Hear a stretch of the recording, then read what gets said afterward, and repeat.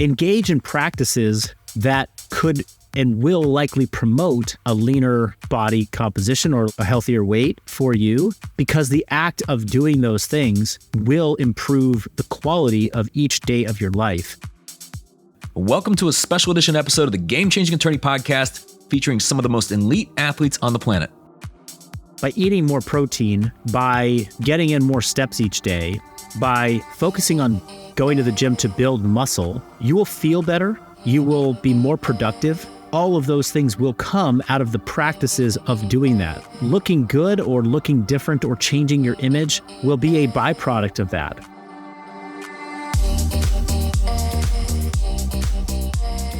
I'm Michael Mogul, founder and CEO of CRISP, the nation's #1 law firm growth company. I've built my business through practice, not theory. CRISP started with just $500 to my name and has grown to over 8 figures in revenue over the last few years, earning a spot on the Inc. 500 list of the fastest growing private companies in America. Our approach has been to take everything we've learned about generating massive growth within our own organization and help the country's most ambitious and committed law firm owners do the same for theirs. In each episode of this podcast, I sit down with innovative market leaders from the legal industry and beyond to learn from those who thrive in the face of adversity, challenge the status quo, and define what it means to be a true game changer. Today, we're looking back at my conversations with podcast guests who have redefined the limits of human performance. And, as you'll soon see, the mindsets and habits of these elite level performers reveal lessons that are applicable not just in the sports world, but also in business. From the mindset required to perform under pressure, to what it takes to gain a competitive edge, this episode is for those who play to win. No matter where you are, what you're doing, if you're broken, you're defeated, you can get up and do one more. And I don't know how many times you're going to have to get up and do one more. And sometimes you're going to have to get up and do one more alone. But I promise you, you can do it. That's coming up on the Game Changing Attorney Podcast.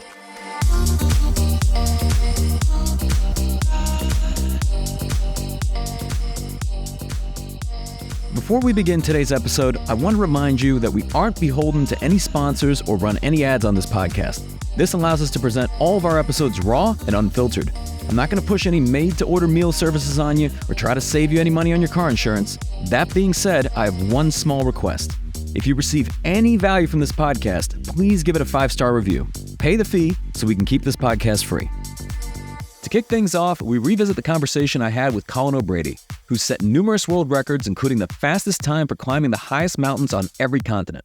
He's also a world-renowned speaker and the best-selling author of The Impossible First, where he chronicled his experience completing the first solo, unassisted trip across Antarctica. I began our conversation by asking Colin about his upbringing and the environment that molded him into becoming the high-achieving person he is today. You know, I think that I always, had a degree of confidence, but certainly I wasn't sitting around as a kid dreaming of, walking by myself for 1,000 miles across Antarctica. That came later. But I think it's built on the back of different successes and certainly ups and downs. Also tragedy. When I was 22 years old, just graduated from college, again, still hadn't really seen much of the world at that point. And I was been painting houses as a kid. And I decided to go on a backpack trip around the world. And it was an amazing experience. I had no money. I was hitchhiking around and sleeping in youth hostels and whatnot. And I found myself on a beach in rural Thailand. And in that moment, my life changed. There was some guys jumping a flaming jump rope. I was 22 years old at the time, maybe not a fully formed prefrontal cortex. And I decided flaming jump roping looked like some fun, which it was for an instant, up until the rope wrapped around my legs, excess kerosene sprayed the length of my body and lit me on fire to my neck. And I had to jump in the ocean to extinguish the flames, which saved my life, but not before about 25% of my body was severely burned. And as a young person, it was devastating, but it was compounded by the fact that I was in the middle of nowhere. I'm in Thailand. I'm on a tiny little island. Instead of an ambulance ride, I had a moped ride down a dirt path to a one-room nursing station. And I'll never forget the 8 surgeries I underwent there. I never forget the cat running around and across my chest in this makeshift ICU. I mean, I was in a bad place.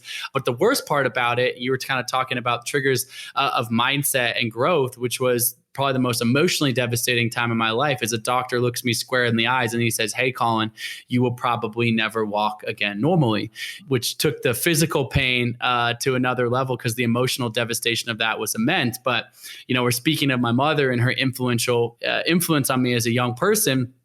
She came into my hospital room. She flew across the world to find me, and I'm there. I know now how freaked out she was. I'm sure many people listening are parents. She's a mother. She's looking at her kids, bandaged from the waist down in this shack of a hospital, unsanitary, screaming, writhing in pain, and being told he'll never walk again normally. But somehow she walks in with this air of positivity and grace and positive energy into that hospital room.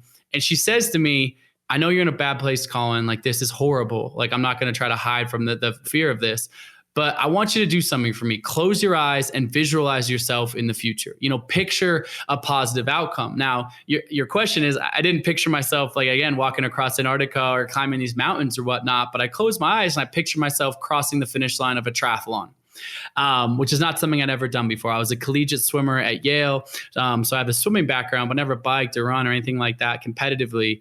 And I said, look, I can see myself crossing the finish line of a triathlon. And the next moment, I think, is probably one of the most fundamental shifting moments of my entire life, because my mom had a choice. She's looking at me. She's looking at a diagnosis. She's looking at me bandaged legs. And she easily could have said, yeah, I said set a goal, but like maybe something more realistic, like you can't walk. But instead, she didn't do that. She grabbed me tight, hold me close like a mother, and she says, great, I believe in you. I believe that you're going to make that visualization a reality in your life. And, kind of fast forward, it was a few months till I was taken out of that Thai hospital.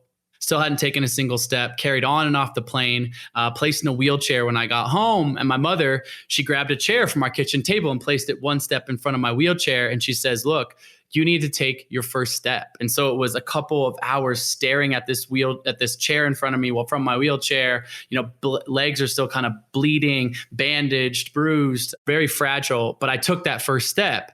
And that was when my mom said, look, you just took your first step on your road to racing this triathlon. I mean, it seems minuscule. I'm like standing from one chair to the other chair, but that was the beginning. And then 18 months later, I finally did take a job in Chicago as a commodities trader, wanted to kind of get on with my life.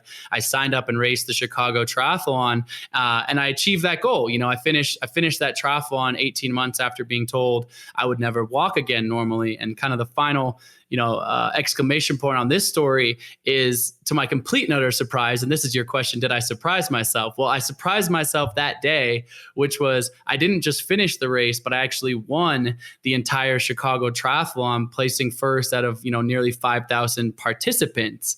But I mean, to conclude that thought, it wasn't like, oh, I just patted myself on the back and said, oh, wow, I'm some superhuman athlete. My mind, and this is something I think all of us can apply in our own lives, which is my mind went back to that Thai hospital and wondered what would have happened had my mom not forced me to look towards this future and set a measurable goal.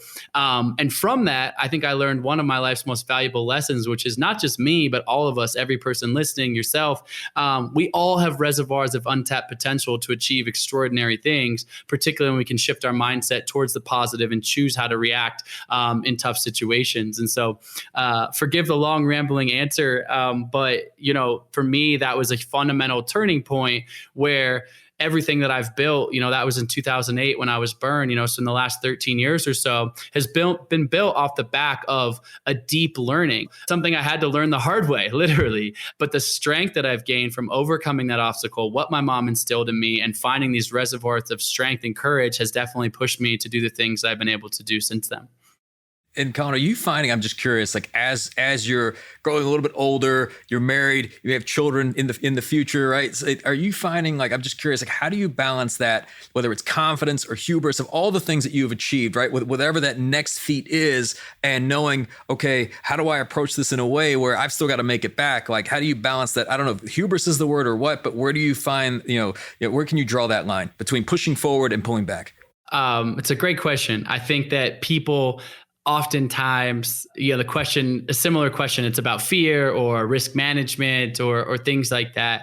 And the truth is, people say, oh God, this guy walked across Antarctica solo. He's climbed these mountains. He got in a rowboat and rowed across Drake Passage, the most dangerous stretch of ocean in the world. This guy must be an adrenaline junkie. or something like that. But to be perfectly honest, I really don't see myself in that light at all. I don't think I'm chasing adrenaline like a game of Russian roulette that I hope that I keep winning. These are calculated, these are thought out, these are trained. I'm not saying there's not a risk. The risk and the tenuous nature of these is what does bring apart some of the richness of the experiences. But at the same time, I really do think them through moment to moment, step by step, day by day, and evaluate that. As I've gotten older, I don't think that I'm going to necessarily take on different projects, but I do think that there is at some point a fallacy of, look, I've said 10 world records and someone's like, oh, what's the next biggest, hardest, bigger mountain, further continent, harder way to do X, Y, or Z, like the one-upmanship of yourself. And I think, at some point that's a losing game for sure. And so, at this point, I still have all sorts of big dreams out there in the world of exploration and various ways to kind of push my body in unique and interesting ways. But it's not necessarily built on the backs of, what's the most headline catching thing? What's the hardest thing you could possibly imagine? My ego doesn't necessarily, need that. What people say, what are you afraid of? You must not have fear. And I actually have all sorts of fears. But my biggest fear is really in not living the full totality of life's experience. This may resonate with some of your audience or not, but I've come to think about life sort of on a spectrum of 1 to 10, 1 being the worst day of our entire life, and 10 being, the highest, most beautiful day, the day your first child is born, or some, really high peak moment of your life. But I think too often, certainly in Western culture, at a certain socioeconomic level, we actually end up in this zone of comfortable complacency, this zone between 4 and 6. Maybe your boss yells at you at work at one day, but you don't like your job enough. It doesn't really matter. So it's a 4, but it's definitely not a 1. You're like, whatever, I don't really like this job anyways. Or like on the weekends, you're watching a football game with your buddy, drinking a couple beers, your team wins, maybe you had $20 on the game. Oh, great. That's awesome. But that's a 6. Like, it's not a 10. And I think too often we're stuck in this zone of comfortable complacency. So rather than thinking about 1 to 10 in a linear plane, I kind of think of it as a parabola or a pendulum swinging back and forth, which is I've realized to experience the 10s, you also need to embrace the 1s. You also need to put yourself in challenging circumstances. My solo crossing Antarctica was a beautiful experience, not because nothing bad happened, but because it was hard and it was gritty and it was tough. And I found myself at the lowest moments of my life, but because I was able to not hedge against that downside 1, but embrace those 1s, both the 1s and the 10s can come to life. And I both see them as valuable. So my biggest fear, or the way I look at risk, is actually my biggest fear is to living stuck in this zone of comfortable complacency from the 4 and 6. You got to have some 4 and 6 days. You got to transfer through theirs from time to time, but I want to live the full tapestry of life's experience. And I think that too often in our culture, life brings us to that comfortable middle, and we don't allow ourselves to take on any sort of risk, to allow ourselves to feel those peak moments of those 10s. Of all the adventures he's undertaken, the one Colin is presently most known for is his record-setting trip across Antarctica. I asked him to elaborate on what drove him to attempt such a seemingly impossible journey. What I was attempting to do was become the first person in history to complete a solo, so completely alone, unsupported, which means no resupplies of food or fuel. So you have to carry everything with you from your drop-off point to the end, which makes it very heavy. My sled was 375 pounds, mostly full of food. And like I said, a little bit of white gas to be able to melt snow and turn it into water, and very minimal gear because still 375 pounds. I could tell you a whole story. I could barely pull the thing when it started. Human powered. So, no dogs, or people have done some amazing crossings of the continent using kites to propel them. But my goal was kind of the most pure mano-a-mano way, just me, my sled, pulling, on foot, wearing skis, but just to add, not like you're skiing, just to add some stability over the snow. That's called man hauling. And so nobody in history had ever completed that crossing over the landmass of Antarctica. People had tried in the past. A few years before I went, a guy named Henry Worsley tried a very similar crossing, and he was out there for 71 days, very experienced British explorer. He's actually the grand nephew, I believe, of Ernest Shackleton, or one of the guys from Ernest Shackleton's crew, excuse me. And he made it 71 days, 100 miles from the finish line of the thing, and actually got a bacterial infection and ultimately died. Another guy attempted the crossing a couple years after that, the year before I tried, and he made it, very experienced British explorer, made it 54 days into it and ultimately ran so low on supplies and food that he had to be called to be evacuated. So, people have basically started to say, this crossing is impossible. People have tried it. The math just doesn't add up. You can't literally carry enough food with you. If you pack your sled with 1,000 pounds of food, obviously you can't pull it. If you don't bring enough food, you're going to run out and you're going to get sick and die, or, any number of things can happen. And so people said it was impossible. And my wife and I, we love to name the projects that I do, kind of brand them, but just kind of fun for us. And so we decided to call this project The Impossible First, which is also the name of my New York Times bestselling book, The Impossible First. But it wasn't because we were like, oh, people say it's impossible in some cocky way of saying like, oh, but I'm going to prove them wrong. It was literally saying this actually might be impossible. However, I'm willing to try my very best. I'm willing to go out there. And if I fail in 50 days, I still believe there's value in trying something this hard because I'm going to learn something from it. I'm going to grow something from it. I'm going to confront those 1 days and have those 10 days all around it. Of course, I was hoping to complete it and be successful. And, ultimately I was, but it was far from a gimme. And so the impossible first, that idea is bounded upon like, hey, look, certain things might seem impossible in certain moments, but that doesn't mean you shouldn't try. You shouldn't take those first steps and engage that process, which is exactly what we did out there. Like when you were going through all these different, periods of adversity, like, did you ever think, hey, this is going to make a great story one day, or were you just trying to make it through? No, I mean, look, it's funny, throughout the entire crossing, Jen and I have, marketed and branded to some level our projects. And, we do these things where we have students, tapped in through our nonprofits. So we have millions of students involved in that. And so it's, we're doing outreach and things like that. But once I go into them, I'm not like, oh, wow, who's covering this story or whatnot. And so Jenna had kept me like very insulated from all of that. Ultimately, this expedition, which I didn't know at the time, but not until I was back in the United States, had garnered 2 billion media impressions. It was the most, widely covered expedition in modern history. And so, kind of a funny tangent story to that was I finally, after Lou finished, and then it took a week or so to get picked up from where we were back to this other base in Antarctica, and ultimately back to the southern tip of South America to Punta Arenas. And Jenna had flown down to meet me there, and I rush off the plane. I'm so excited to see her and jump into each other's arms. It's an incredible reunion.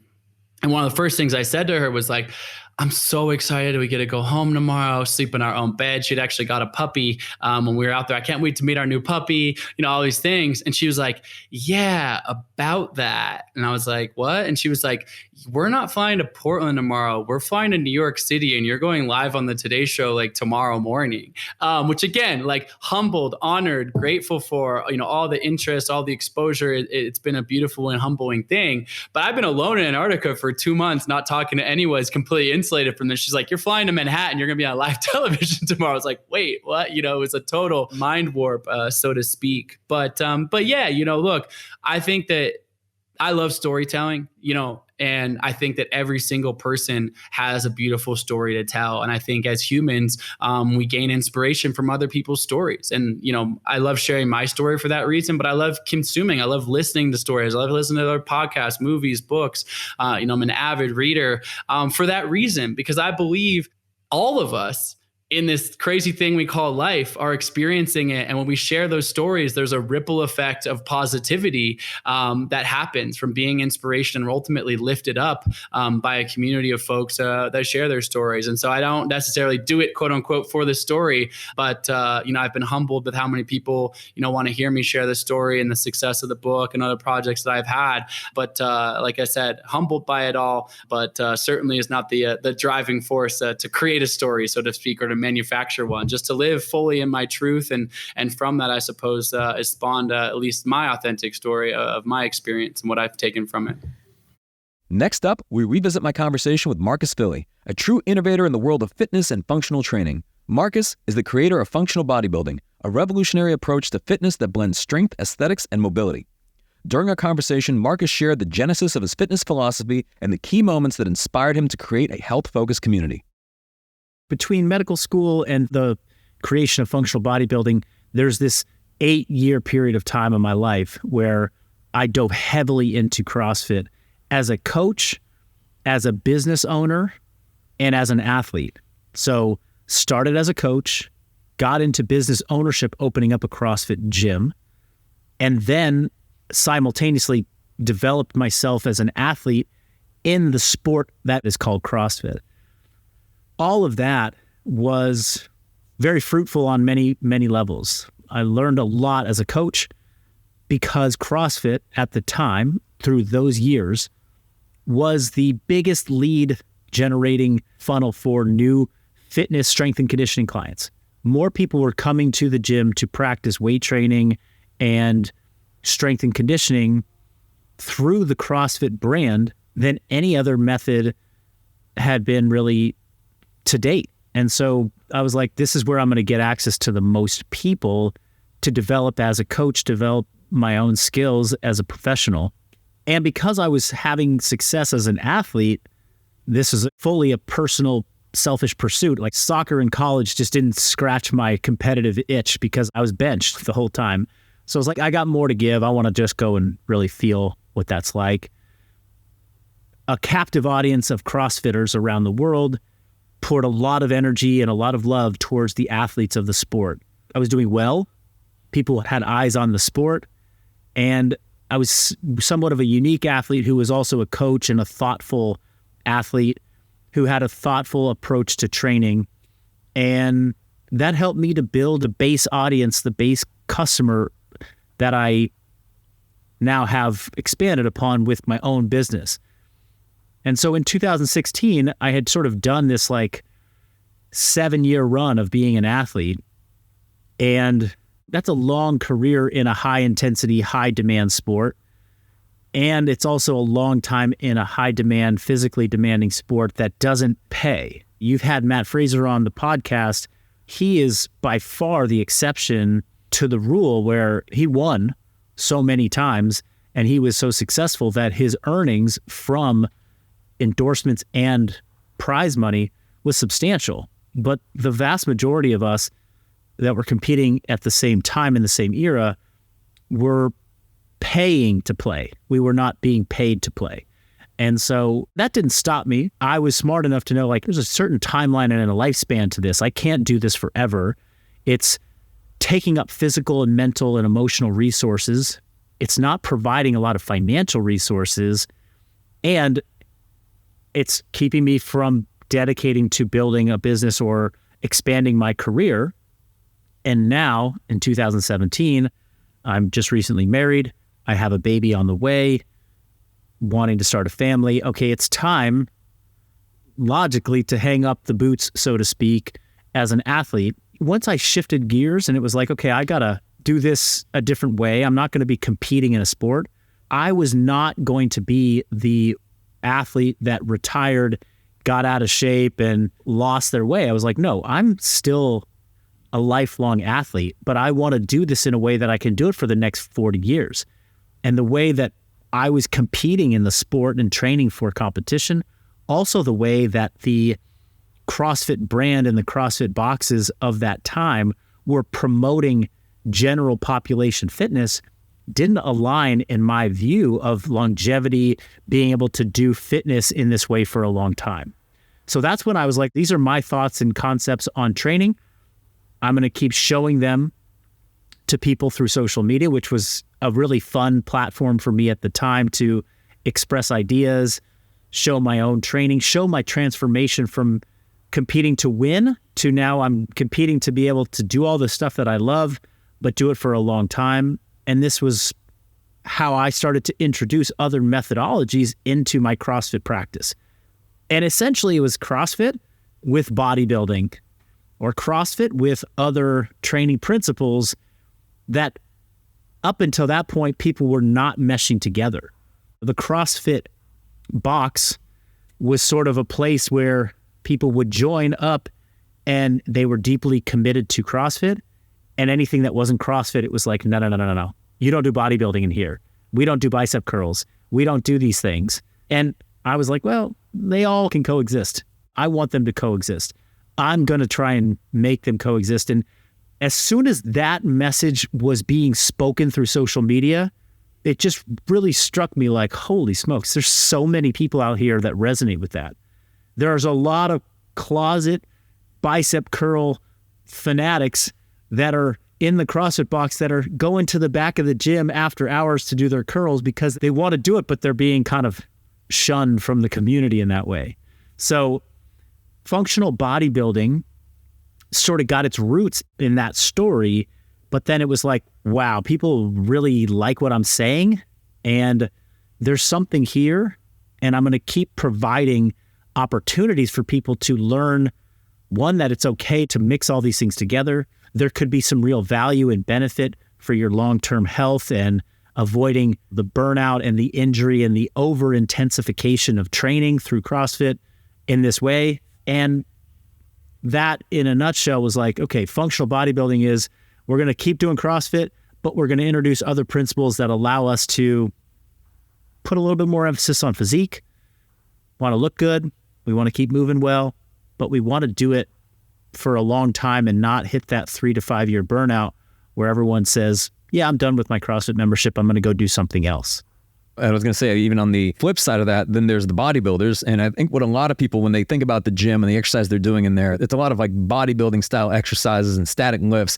I think the appeal for them of functional bodybuilding is that bodybuilding alone is great if they're just focusing on, let's say, hypertrophy and just developing the muscles, but it's not very functional. So this is kind of the beautiful marriage between the two. Absolutely, yeah. And bodybuilding's having its resurgence right now all over. And thanks to social media and thanks to a lot of influential people on that platform who have shown bodybuilding in a different light. And so that, to me, is fantastic because I was a bodybuilder who couldn't get anybody to come to the gym and do what I was doing. But then CrossFit got a lot of people to come to the gym and do what I was doing. So now we have a lot of people who are, hey, I want to do bodybuilding, and hey, I want to do functional training. Hey, I want to bodybuild, but I don't want to be the stereotypical person who's muscle bound and doesn't have a lot of cardiovascular fitness to go with it. And I see people doing these movements, expressions of their body in the gym that are dynamic, and it's more than just like one-dimensional flexion of joints. It's like, oh, that looks really cool. I want to be able to do that. I think people truly want to express themselves physically in a elegant, complex way. They want to be dancers. They want to be capoeira. They want to do all this, and they want to have muscle. Like, how do I get all of it? At the risk of, well, we're trying to do too many things, I think it's really hit that desire point for a lot of people who are like, I want to look good and I also want to move really well at the same time. And Marcus, I know you're a plethora of knowledge. Before we dive into probably a deeper dive of strength training and the nutrition and just all the different lessons that you've learned, for the people that are listening, so I know there's some that they're interested because they want to look good, but I think for perhaps a larger majority, how would you connect the dots between the impact of health and fitness and ultimately the achievement of business goals? Because I know there's a lot of people listening that are corporate athletes, or if they see it as a way to help them be more effective in their leadership and ultimately be more in a peak state day to day, how do you connect the dots between what they're doing in the gym and then ultimately what they're doing at the office? Great question. It's something that I've had to bring my attention back to a lot more lately because I realize that it's not just like intuitive, ingrained in everybody's mind that when you move, when you have aerobic fitness, and when you have muscle mass, and when you have strength, you have a greater capacity to do anything in life. It's a hard one for people to connect with, but it's like, if you have more muscle, you will be a better entrepreneur. What? Like, how does muscle have anything to do with that? Well, we could start with just having muscle mass raises your metabolism, which allows you to sustain a better energy balance of the food that you eat, the foods that you love, and then utilizing those nutrients in your body to create this flux of, I take things in, I expend energy, and that flux of energy in and out is life force. Think of it like you got a pipe that is taking water from point A to point B. That pipe is pristine, it's clean, there's water coming in, it's flowing out. That's how you want things to flow in your body and your mind as an entrepreneur. If you have muscle and if you have aerobic fitness, you've got a clean, pristine pipe where energy comes in, energy goes out, water comes in, water comes out. If you're unfit, let's say you have low muscle tone. Let's say you have relatively high body fat, your body composition is relatively high. Let's say you have low aerobic fitness, so a low VO2 max, like you can't express a lot of cardiovascular fitness. Now you've got this pipe, it's corrosive. It's the inside is got sludge in it. This 10-foot diameter pipe is now down to 1 foot in diameter. You can try and force a lot of water through it, but it's slow. And that's what's going to happen in your thoughts, in your mental focus, in your physical energy. You're going to hit the afternoon slump where your productivity and your ability to think clearly is going to be shit. And so what you're accomplishing in the same hours that I have to accomplish business, I'm able to get more done because I put in the time to raise my fitness level, increase muscle mass, increase cardiovascular fitness, and now I can flow in such a more efficient, effective way. And that's just scratching the surface, but that is the big picture of like, if you have great levels of fitness, we can create a couple metrics, but I think the two that are most valuable is how much muscle do you have on your body and how much can you turn over energy through cardiorespiratory fitness. If you elevate those things, the other things that you're trying to produce in life will also elevate at the same time. I agree 100%. I think ultimately our outcomes are the byproducts of our decisions. And if being in good shape physically and mentally allows us to have mental clarity and energy, I can't think of anything else that could have a greater impact on our overall like outcomes and performance. So for people that are listening to this, and we all know what the gym looks like on January 1st, it seems like a very popular, resolution that people want to either get in shape or this is their year. I know at this point we're probably halfway through the year, but for people that have this desire to be healthier, what advice did you have to them for ways that they could be more consistent and perhaps stick to their goals? Because it seems like for a lot of people, it's not so much a lack of desire. It just seems like either the habits aren't there or the mindset's not there. What are your thoughts on that? What comes to mind for me is that when somebody wants to make change or they are inspired, they have the desire to get in better shape, there's sort of been this flawed but pervasive message, which is, let's get it done quickly.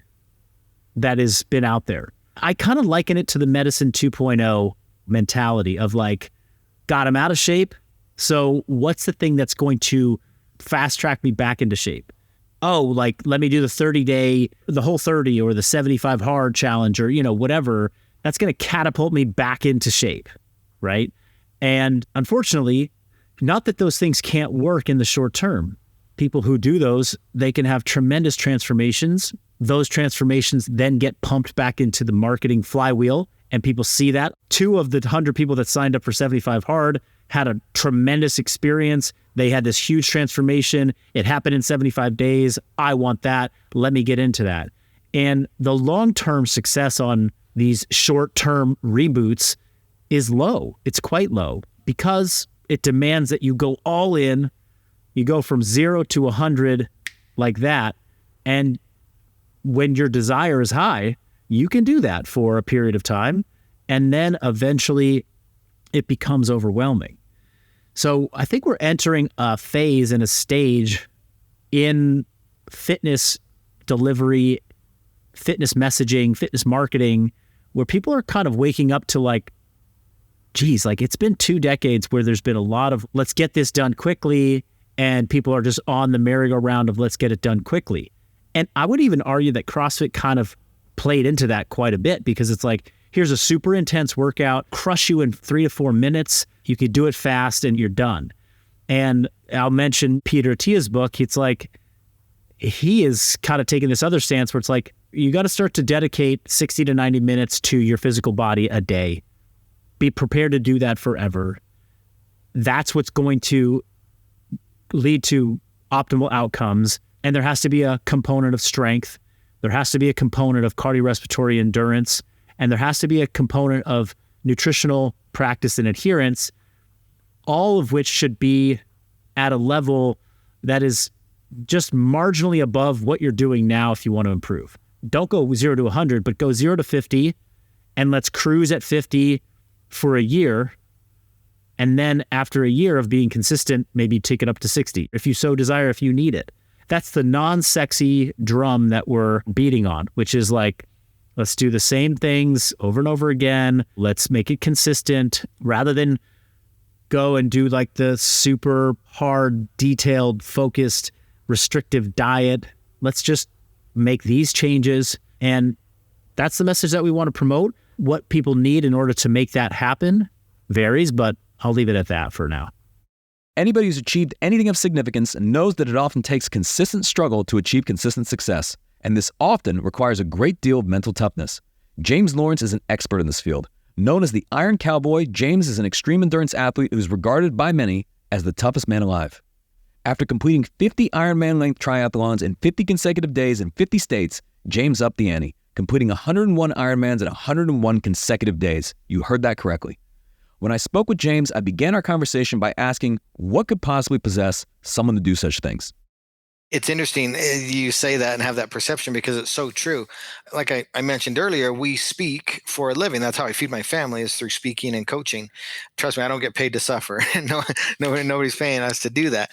And so it's all perspective based on where you are in your life, right? And so I knew we were in the heavy stages of preparation for the 100, but nobody knew about it because we hadn't made the announcement. And then I was speaking to audiences about the 50. And in my head, I was like, it was almost laughable because they obviously thought it was a big deal, and it is a big deal, but it's from their perception, right? But like just looking at raw numbers, right? The 50 was a 7-week campaign to cover 7,000 miles. And that's insane for the person that's coming off the couch or that's done one Ironman or anything like that. But being the person in the driving seat that has a decade worth of experience, and now you're staring down the barrel of a 14-week campaign that's 14,000 plus miles, yes, it becomes laughable. But that's the beautiful part, right? When you're in the middle of something and you're pushing your limits wherever you are, it should be hard. You should be pushing it. And then success happens and you look back and you grow and more becomes. It's like super, super hard math. When you're in 5th grade, you can't really conceptualize really, really hard math. When you're doing 5th grade math in 5th grade, holy hell, that's the hardest. That is so damn hard. But now when you learn how to do calculus, when you're doing calculus, like 5th grade math is pretty damn laughable, right? And so it's all based on where you are on your journey and what experience and stepping stones you've successfully navigated through. If you don't have those stepping stones, you're setting yourself up for a disaster to happen. So what does the preparation look like mentally, physically, when you're about to embark on something like this? Even going back to like the 50, Ironman's 50 days and 50 states, like what did that, like even physical preparation look like, mental preparation? Yeah, you can't prepare for a 50-day challenge, a 100-day challenge. You just try to get in the best possible shape, the most durable physique that you can, because it's the battle of attrition. You have to learn how to eat on the move. You got to figure out how to consume that amount of calories while moving, while breaking your body down. You have to teach your body to continue to perform under duress, under injury. So the preparation is a lot of swimming, a lot of running, a lot of biking, a lot of strength training. But the mental side of stuff, it's a lifetime piece of work. To me, I look back at my entire life, and my mental training started as a younger kid in athletics, and then went into wrestling, and then went into trying to figure out the sport of golf, and then triathlon. These are all individual sports that whether you win or you lose, it's your fault. And you really start to, it's my choice to come back and work on this craft and get better at it. And okay, this is where my weakness is. How do I become a more well-rounded athlete? And so really the mental side of stuff, I didn't do a lot of preparation going into the 100, like as far as specific prep. It's because I've been building and flexing that muscle for a very long time. And now it becomes, okay, when the time comes, I now have the experience just to tap into that. And I'm going to continue to grow that muscle even during the experience. And it was pushed to the max during the 100 because, it's a long, long journey. And we had to stay mentally tough for a quarter of a year. And you get into a protective state to where your mind is so powerful that it's protecting you from feeling everything that you're doing. And it is almost like you're in a traumatic state. And then your brain is just like, I'm going to protect you. And then I know we're going to talk about it, what happens after that you come out of that state, after something like this big goal in your life happens. How do you deal with that letdown, that come down, or the aftermath? So every day that you're doing this, whether it's the swim, the bike, or the run, like what are you thinking about while you're doing it? I'm just curious. On like a 112-mile bike ride every single day, like, I mean, are you listening to music? Are you meditating? Like, how do you get through each one? Yeah, many different things. One, daydreaming. I think daydreaming is super important. You go through phases of that. You go through education or learning, listening to a podcast. You go through just mindless energy bump of music, and sometimes you just want to quiet, and then you're starting to plan your future. You're going through your past. I mean, your mind can do a lot of different things, and for me, the biggest thing was I used, especially that bike portion, an opportunity to multitask and use and strengthen my mind and educate myself. I listened to a podcast or two every single day and just tried to learn while I was out there. I'm like, I'm sitting here anyways. I'm consciously, turning the wheels over. I know how to do this. And let's just see if I can occupy my mind so that it can get through it. And you can't look too far ahead, right? When you're on day 15, you're broken. You can't say, oh, I only have 85 more to go. It's just your brain will collapse on itself. And so you just really have to learn how to occupy your mind in the moment so that you are ever present all the time. And once you figure out how to be right there in that moment, and you take care of that moment, everything in the future has to take care of itself because you're always in that space. And how many times do you think about giving up? Like on, as a percentage of the number of days that you're doing this, like, is this something that, once a week or only towards the tail end, or is this happening more frequently? It's not a question of like, or a thought of I'm going to give up. It's like, how much longer do I have to endure? Right. And so it was never a question of I'm going to give up. It's how do I manage or how do I cope? Right. It was more figuring that out, because as soon as you start to go down the path of darkness and the thoughts come in and, okay, I'm going to give up, you're going to come up with a reason to validate that thought process. And you want to avoid that at all costs, because that's a slippery slope. Because as soon as you start going down that road, and that's why it's so important to put an unbelievable team around you that can kind of tell when you're wavering, when you're faltering, when you're struggling. And I'm not saying you're not going to struggle or waver on the journey that you're on, because you are, because we are human and it's just a natural part of the growth process. Like, you're going to struggle, you're going to question. And that's why you have to have a really good reason why you're doing things. You have to have a great center or team around you. Your ethos has to be super strong. And that's the reason why you're doing what you're doing.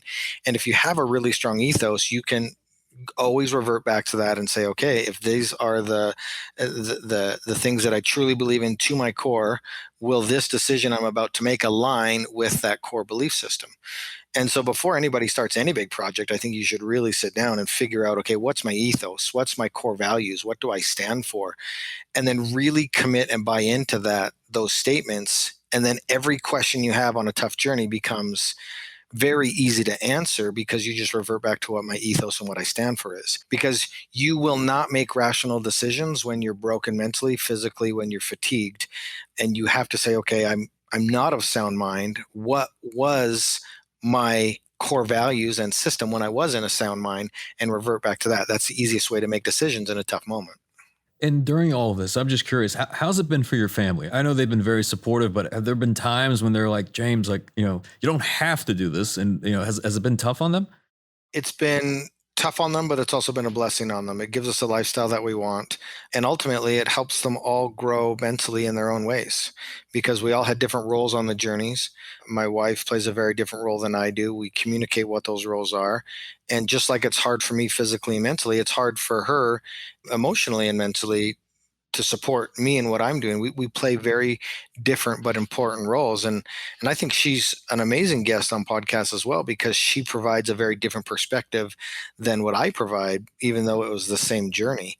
My kids the same way. I mean, we didn't just win the kid lottery. I mean, they are exceptional kids because of the examples that Sonny and I try to set, and the high level that we go through, and the lessons that they learn through the adversity and the hardship. They fully embrace it, and they recognize that they're exceptional students and kids and everything because of the adversity that they've gone through with us as a family. And so, yeah, without a question, it's hard, but that's what develops and grows a society. And it's a huge problem of why we have so much softness and entitlement in the school systems and in the culture that we have surrounding us right now. It's a massive problem. There needs to be more struggle and adversity that is intentionally taken head on. So actually on that note, you're not encouraging them to do 100 Ironman triathlons, but you are encouraging them to do difficult things and to go through periods of adversity. Why do you feel that's so important? Well, take a look at the 2020 pandemic, for an example. You could take a look around and go, not handling it well, no experience mentally. They've never done anything hard in their lives.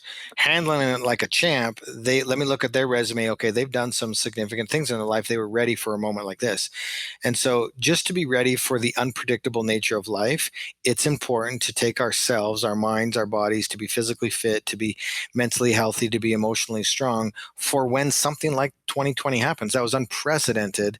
But I'm telling you, everybody could take a step back right now and they could go, okay, handled well, didn't handled well, dumpster fire, train wreck, incredible outcome, all these things. And it's everybody experienced the same epidemic, but we all experienced it in a different, unique way to ourselves.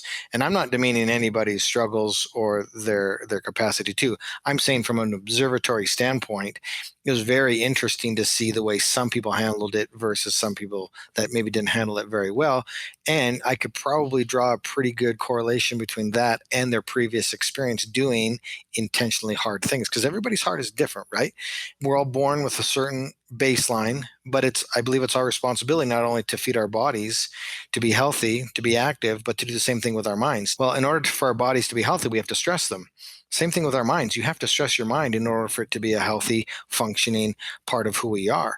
And the easy road is not always the best way to go. My wife always says, look, if I've got two paths, I always intentionally choose the harder one because I want to continually challenge my mindset and my growth. And I look at that as incredibly inspirational and a good motivator for me to be that same example. Like, okay, look, I've got two ways to go here. This one's going to challenge me a little bit more. I think I'm going to intentionally choose that route so that I can develop and grow and progress. And coming back to like the 100, it actually was the 101. Like, I guess, could you talk me through like what was the reason why you added on that extra day after finishing the 100? It was a decision that wasn't made at the beginning. It was a decision that was made 3-4 days before the actual 100. And I just kept getting the feeling. I do a lot of things off of how I feel, gut feeling, emotion, inspiration. And I just kept getting the feeling you have to do one more. You can't just teach a principle. You have to be the example. And the reality is everybody struggles. We all have moments where we feel like we're completely broken, where we're backed into a corner, where we cannot conceptualize getting up and facing the day, facing our challengers, facing the adversity. It's just too much. And I felt I would be a hypocrite if I didn't get up when I was broken, exhausted, when the goal was achieved, to not go do one more. Because the reality is I promise you, no matter where you are, what you're doing, if you're broken, you're defeated, you can get up and do one more. And I don't know how many times you're going to have to get up and do one more. And sometimes you're going to have to get up and do one more alone. But I promise you, you can do it. And I felt I had to do it myself if I wanted to be a person that would eventually want to talk about, look, you've all got one more in you. You can do one more rep. I felt I had to do it in order to be warranted to be able to speak about it. As we close out this special edition episode, we revisit my conversation with Joe Sena, a man who knows a thing or two about pushing limits. As the founder of Spartan and the Death Race, he's made it his mission to challenge people both mentally and physically. During our conversation, Joe elaborated on his belief that life's most satisfying moments often lie just beyond our comfort zones and that the path to fulfillment involves tackling challenges head-on, finding strength in discomfort. We had a tagline for a long time. We still use it here and there. You'll know at the finish line, right? You'll know when you get out of the cold plunge. You'll know when you get out of the cold shower. You'll know at the end of the burpees. You'll know at the end of the Spartan race or the Tough Mudder event. If you came home and your dog was sitting on the couch watching TV, smoking a cigarette, painting her nails, and putting her hair in a bun, that would seem a little strange, right? Dogs don't do that. They're animals. If you came home, on the other hand, and your dog was chasing a bird in the backyard and running through the mud, completely out of breath and starving, and you'd say, oh, okay, that's a happy animal. That's the other side of doing something hard. Look, if you're listening to this and you're completely happy in your life and it's optimal and every day you've got a kick in your step, you're full of enthusiasm, it can't get any better, you've got tremendous gratitude towards everything and everyone around you, keep doing what you're doing. But the numbers And the data show otherwise. The numbers and data say we're sick, we're depressed, we're fat, we're eating shit food.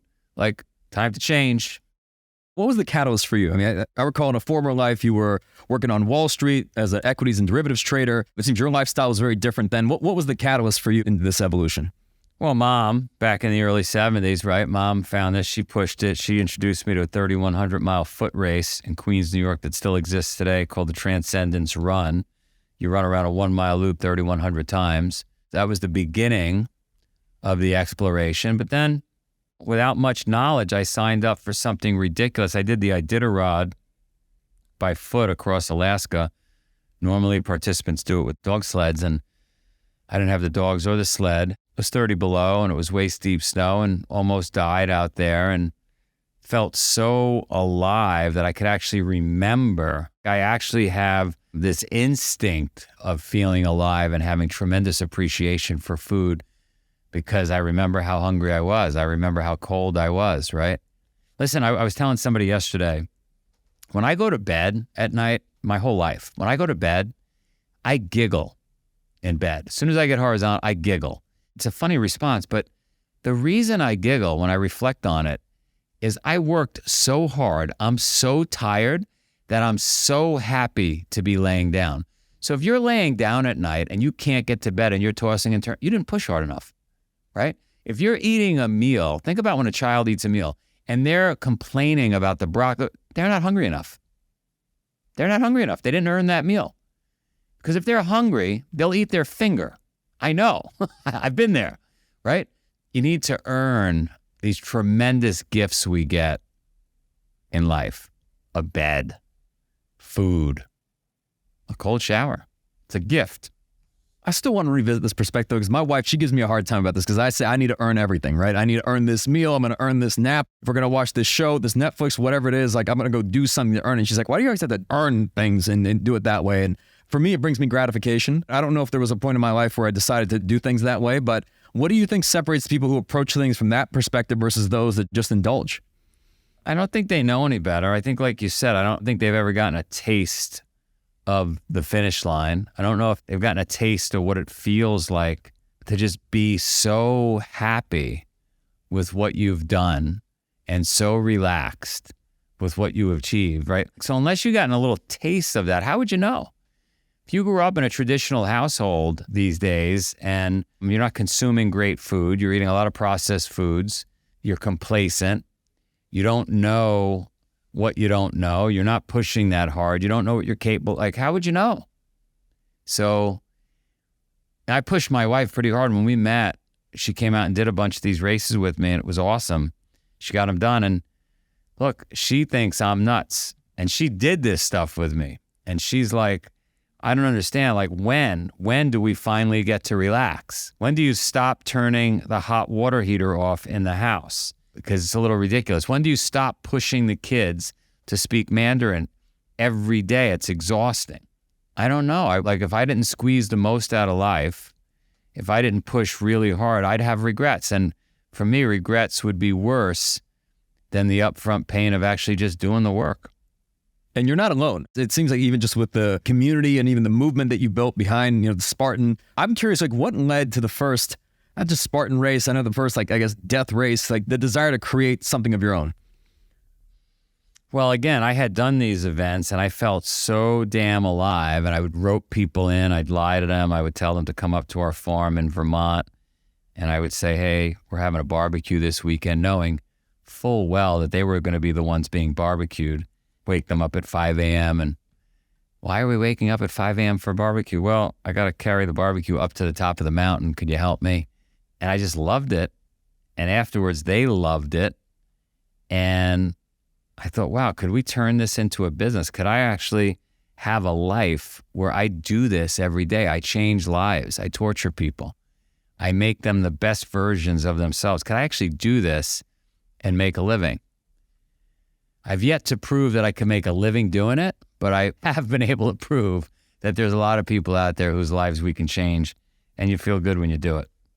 What would you say are some of the underlying philosophies or mindsets just behind Spartan? I mean, the main philosophy is stoicism, right? Can you just do a lot more with less, not complain, fight through, just get it done each and every day in a very simplistic form? That's it at its core. We help each other.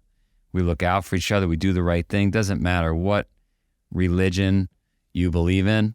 You're going to be a good person. I think we have empathy for others, and I think we understand others more when we suffer ourselves. We suffer together. You get 8,000, 10,000 people out to an event, and we suffer together. The science is clear that we get a lot more of those wonderful chemicals released in our brain because we're doing it together. I'd love to actually elaborate on that, because the suffering together, I want to talk about just like building and leading teams. For a lot of the people listening, they're business leaders in their own right. And I've read the same thing, that those that suffer together, if you're doing something difficult, whether it's a Tough Mudder or just even something within the business, and they're launching a difficult campaign, solving a challenging problem, if you're doing it with somebody else, you build a degree of camaraderie. What advice would you give people who want to build a better culture, a more cohesive team? Well, you definitely want to do something hard together. And if you set that hard out into the future, what ends up happening is that team works together, working towards that hard thing is. So you get to talk about it. They get to strategize, they get to train together, they build tremendous relationship leading up to the event. Then they go to war, they battle together, they come out, they've got shared stories. I was with my buddy yesterday, owns Saks Fifth Avenue. He had 200 salespeople together in Miami, and they were doing like a boat trip and a couple of days of talks. And I thought, it'd be so much less expensive and so much more powerful just to have them all come out and do a Tough Mudder or a Spartan or a death race or something. Like, it would be so incredible. We do it for the Nikes. We do it for the Facebooks. We do it for the Goldman Sachs. All these big companies will come out to the farm. So we know it works. We've been doing it forever.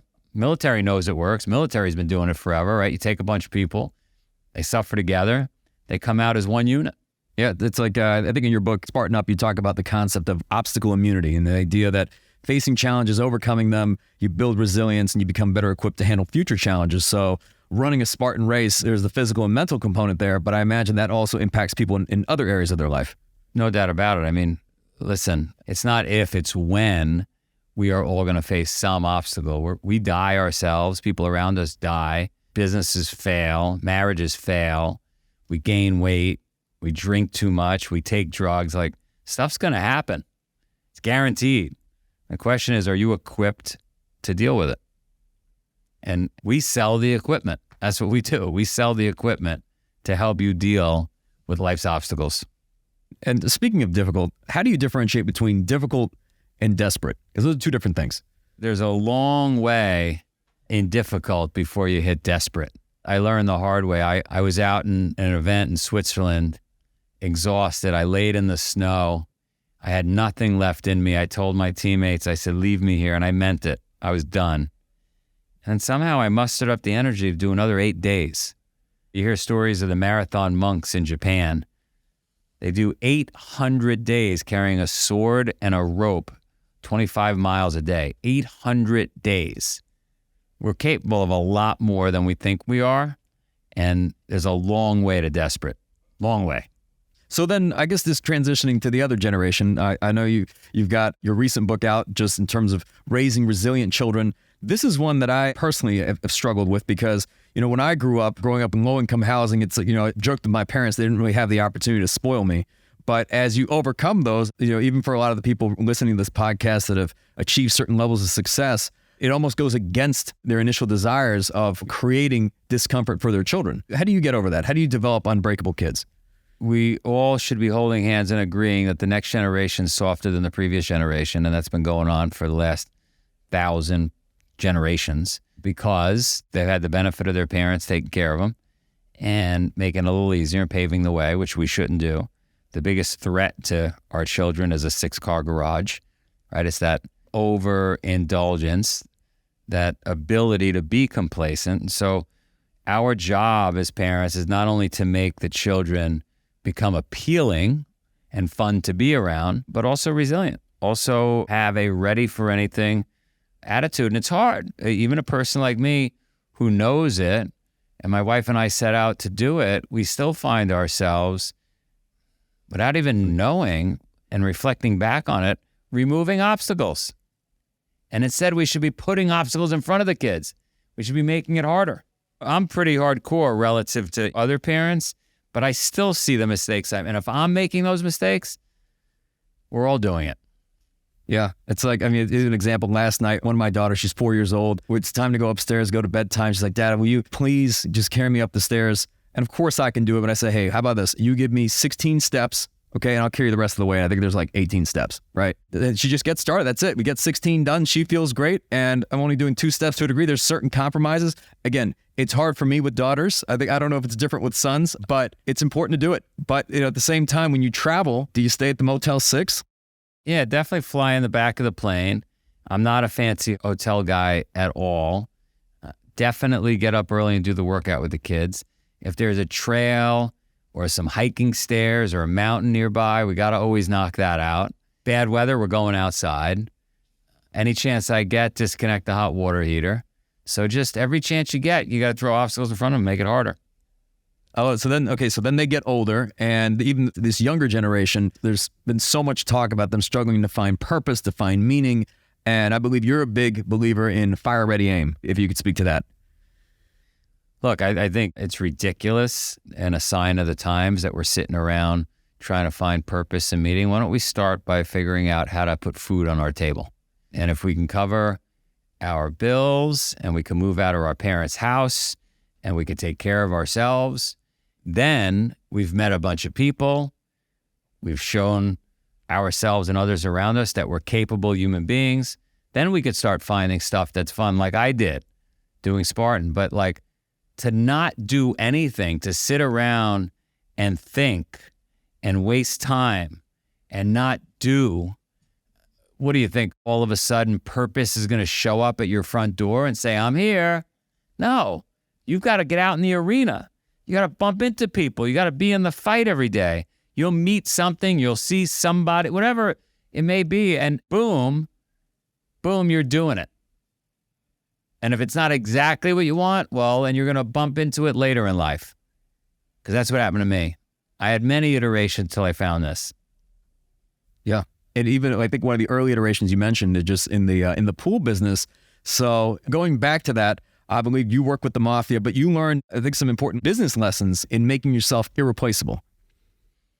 Well, my neighbor was the head of a banana organized crime family. He gave me 3 lessons, great lessons. He said, Joe, on time is late. You're going to get here at 8 a.m., get here at 7:45. He said, number 2, you got to go above and beyond. If I tell you to clean the swimming pool and I'm paying you to clean the swimming pool, I want you to clean the lawn furniture, straighten up the shed. When I come home, you got to make yourself so damn invaluable that I'll never get rid of you, and I'll recommend you to everybody I know. And number 3, never ask for money. If you do a good job, you'll get paid. Unlikely lessons from a mob boss, but they stuck with me. And I've used them as guiding principles throughout life, and they work. I want to give a huge thank you to Colin, Marcus, James, and Joe for joining us on the Game Changing Attorney podcast and for sharing their insights and experiences with us. Regardless of whether you're walking into the gym or into the office, we can all take away something from their habits, mindsets, and uncompromising drive to win at the highest level.